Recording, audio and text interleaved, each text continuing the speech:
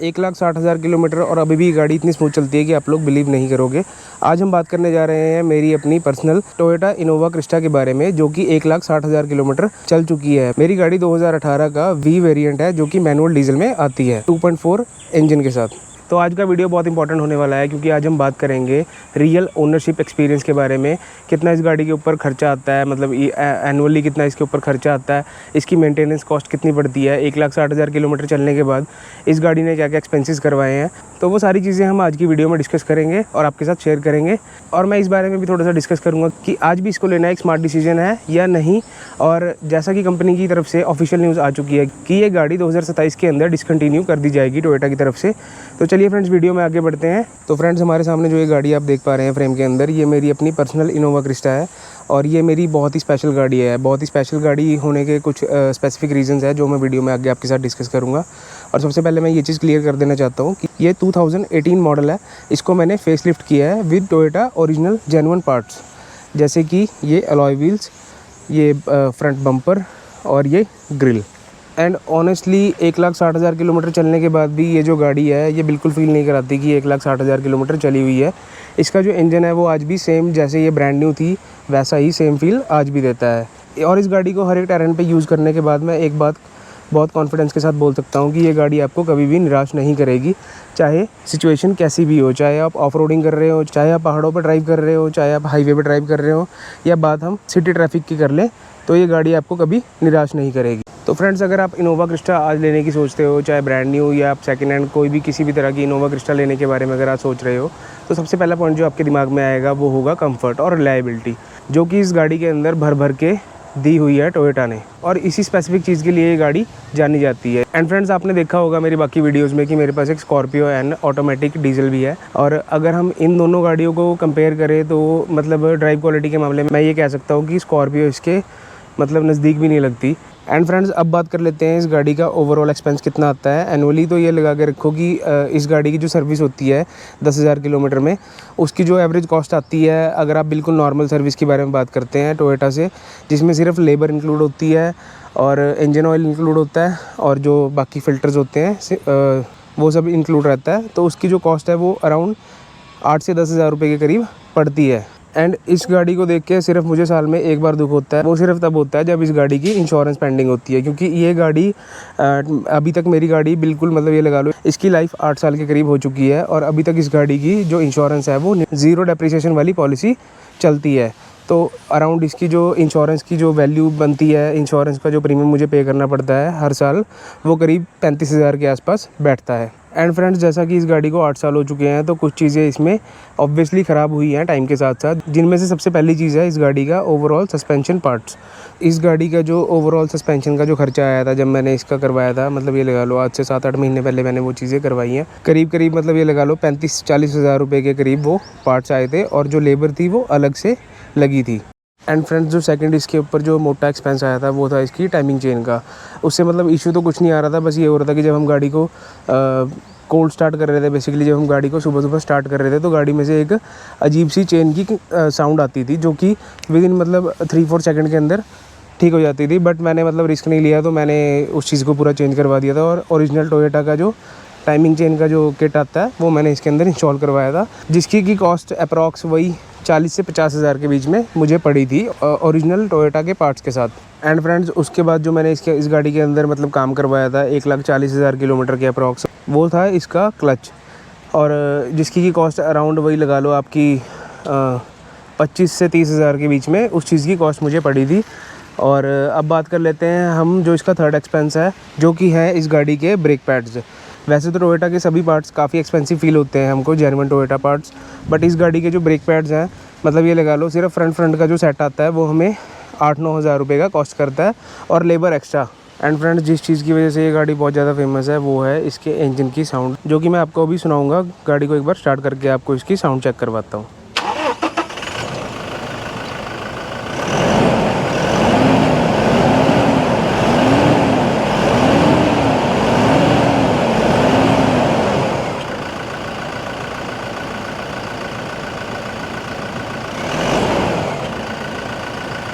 And friends, ये जो चीज़ें हैं ये मैंने आपको मतलब उन चीज़ों के एक्सपेंसेस के बारे में बताया है जो कि हर एक इनोवा क्रिस्टा ओनर को फेस करनी पड़ेंगी। ऐसे बहुत सारी चीज़ें हैं, एक्सेसरीज़ हैं, म्यूज़िक सिस्टम है और भी कई चीज़ें हैं जो मैंने गाड़ी के ऊपर मतलब कि इन्वेस्ट किया है जिन चीज़ों के ऊपर। बट हम उन चीज़ों के एक्सपेंस के बारे में बात नहीं करेंगे।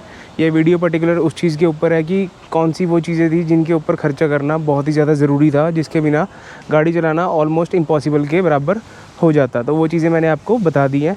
एंड फ्रेंड, इस गाड़ी के बारे में एक कॉम्प्लीमेंट मुझे हमेशा मिलता है, वो ये है कि ये गाड़ी देखने से बिल्कुल नहीं लगती कि ये 2018 मॉडल गाड़ी है। इतनी अच्छी मेंटेन मैंने ये करी है, ऐसा लोग बोलते हैं। बाकी आप लोग कमेंट्स में ज़रूर बताना कि क्या ये बात सही है या गलत है। इस गाड़ी को मुझे याद है मतलब लास्ट ईयर मैं इस गाड़ी को बारालाचा पास पे लेके गया था, क्योंकि उस टाइम पे टेम्परेचर भी अराउंड लगा लो -25 के करीब वहाँ पे था, मतलब उस जगह पे। और मतलब कि ये चीज़ बड़ी सरप्राइजिंग है टोयोटा के साथ कि इसका जो डीजल इंजन है वो इतनी जल्दी मतलब हार नहीं मानता। वो आपको एक्सट्रीम कोल्ड कंडीशंस के अंदर भी मतलब फर्स्ट सेल्फ में गाड़ी स्टार्ट करके देता है।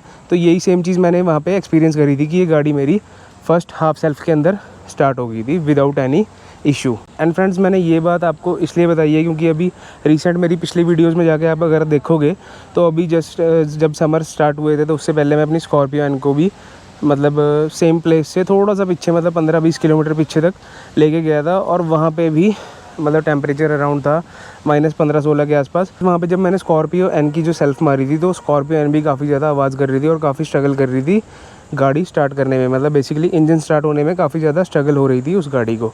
तो टोयोटा की ये तो खासियत है कि गाड़ी चाहे जितनी भी पुरानी हो, गाड़ी मतलब एक्सट्रीम कोल्ड कंडीशंस के अंदर भी काफ़ी अच्छा परफॉर्म करती है। इंजन बहुत अच्छा परफॉर्म करता है, इतनी जल्दी हार नहीं मानता। एंड फ्रेंड्स, अब बात कर लेते हैं मतलब कि मेरा ओवरऑल एक्सपीरियंस कैसा रहा इस गाड़ी के साथ और ये गाड़ी कितनी एवरेज देती है, माइलेज कितनी निकालती है। तो जिस ट्रिप के बारे में मैंने बात करी थी जहाँ पे -25 के करीब जो टेम्परेचर था, तो उस ट्रिप पे मेरा ओवरऑल जो डिस्टेंस मैंने कवर किया था वो अप्रॉक्स 750 से 800 किलोमीटर के करीब था। और उस ट्रिप के अंदर इस गाड़ी ने मुझे बहुत अच्छी माइलेज निकाल के दी थी। मतलब ये लगा लो अप्रॉक्स आप 16 से लेके 18 किलोमीटर पर लीटर की इसने माइलेज मुझे निकाल के दी थी, जो कि मतलब मैं मानता हूँ कि इस साइज़ की किसी भी गाड़ी के लिए ऑलमोस्ट इम्पॉसिबल है। एंड फ्रेंड्स, अगर बात करते हैं इसकी सिटी में माइलेज का, तो सिटी में ये विदेशी आपको मतलब अप्रॉक्स 13-14 किलोमीटर पर लीटर की एवरेज आपको ये निकाल के देती है, जो कि बहुत अच्छी माइलेज है इस साइज़ की गाड़ी होने के बावजूद। एंड गाइस, वैसे तो इस गाड़ी के अंदर नेगेटिव पॉइंट्स निकालना मतलब बहुत मुश्किल काम है, पर फिर भी ये एक गाड़ी है, एक मशीन है, तो इसके अंदर भी कुछ नेगेटिव पॉइंट्स हमें देखने को मिलते हैं। जिसमें सबसे पहला जो इसका नेगेटिव पॉइंट है वो है इसका स्टीयरिंग। इसका स्टीयरिंग बहुत हार्ड फील होता है अगर किसी ने पहले एक टोयोटा नहीं चलाई है। बात चाहे इनोवा की करें चाहे फॉर्च्यूनर की करें, इनका जो स्टीयरिंग है वो काफ़ी हार्ड फील होता है एज़ कम्पेयर टू जो इलेक्ट्रॉनिक स्टीयरिंग्स आ रहे हैं जैसे महिंद्रा की गाड़ियों में आ रहे हैं, तो ये थोड़ा सा हार्ड फील होता है। बट रिस्पॉन्स बहुत अच्छा है उस स्टीयरिंग का रोड पे। एंड फ्रेंड्स, जो लास्ट नेगेटिव पॉइंट है मतलब सिर्फ इनोवा क्रिस्टा के बारे में नहीं, इवन की फॉर्च्यूनर या जो मतलब ऑथेंटिक टोयोटा की गाड़ियाँ हैं उनके बारे में, कि जो टोयोटा के जो स्पेयर पार्ट्स होते हैं वो बहुत एक्सट्रीमली मतलब महंगे होते हैं मेरे हिसाब से। अगर आप महिंद्रा से भी कंपेयर करोगे तो टोयोटा के पार्ट्स काफ़ी ज़्यादा महंगे देखने को मिलते हैं। जैसे इसकी टाइमिंग चेन की मैंने आपको बताया कितना खर्चा आया इसका, तो मतलब ये चीज़ें मुझे लगता है कि काफ़ी ज़्यादा कॉस्टली हैं as compare to other cars same segment की। इस गाड़ी का एक लास्ट जो नेगेटिव पॉइंट मुझे लगता है वो ये है कि इसके अंदर इंजन की साउंड बहुत ज़्यादा आती है जब हम गाड़ी को ड्राइव करते हैं। मतलब इस पॉइंट का गाड़ी की एज से कुछ लेना देना नहीं है। ये अगर आप ब्रांड न्यू इनोवा क्रिस्टा लोगे तो उसके अंदर भी सेम प्रॉब्लम आपको देखने को मिलेगी। एंड फ्रेंड्स, ओवरऑल अगर इस गाड़ी के ड्राइव और इसके कंफर्ट के बारे में अगर मैं बात करूं तो ये गाड़ी मुझे बहुत अच्छी लगती है। मैंने आज तक मतलब काफ़ी गाड़ियां चलाई हैं। मेरे कुछ फ्रेंड सर्कल में गाड़ियां हैं वो भी मैंने काफ़ी अच्छी ड्राइव करी हैं और कुछ जर्मन गाड़ियां भी मैंने चलाई हैं। तो ये गाड़ी मुझे उन सब के कंपैरिजन में मतलब काफ़ी अच्छी लगती है, इसीलिए मैंने इस गाड़ी को अपने पास रखा है आज तक। क्योंकि ये गाड़ी एक तो बहुत ज़्यादा रिलायबल है, बहुत ज़्यादा कंफर्टेबल है और इसकी जो ड्राइव क्वालिटी है वो बहुत ही ज़्यादा प्यारी है। मतलब आपको कभी ऐसा फील नहीं होगा ये गाड़ी को, मतलब ये लगा लो अगर आप इस गाड़ी को एक बार 200-400-500 किलोमीटर ड्राइव कर लेंगे तो उसके बाद इस गाड़ी की बुराई करना मतलब मुश्किल हो जाता है। इस गाड़ी से आपको एक अलग सी अटैचमेंट हो जाती है। टोयोटा ने भी ये ऑफिशियल न्यूज़ दी है कि जो ये गाड़ी है ये 2027 के अंदर डिसकंटिन्यू टोयोटा कर देगा। तो अब बात करते हैं क्या ये गाड़ी हमें लेनी चाहिए। अगर ये गाड़ी आपको अपने फैमिली यूजेज के लिए चाहिए और आप इसको लॉन्ग टर्म रखने का प्लान कर रहे हो तो ये गाड़ी आपको कभी निराश नहीं करेगी। आंखें बंद करके आप इस गाड़ी को ले सकते हो और ज़रूरी नहीं है कि आपको बिल्कुल ब्रांड न्यू गाड़ी लेनी है। अगर आपको ये यूज़ मार्केट में किसी अच्छी कंडीशन में मिलती है तो उसको भी आप कंसीडर कर सकते हो। एंड फ्रेंड्स, ये कुछ पॉइंट्स थे इस गाड़ी के बारे में जो मैंने आप सभी के साथ डिस्कस करे। अगर कोई पॉइंट रह गया हो तो feel free to comment down below. तो फ्रेंड्स, ये था मेरा पर्सनल ओवरऑल एक्सपीरियंस इस गाड़ी के साथ, और यहीं तक थी हमारी आज की वीडियो। अगर आपको वीडियो अच्छी लगी हो तो वीडियो को लाइक करें, शेयर करें, एंड हो सके तो चैनल को सब्सक्राइब ज़रूर करें। मिलते हैं अगली वीडियो में, तब तक के लिए गुड बाय।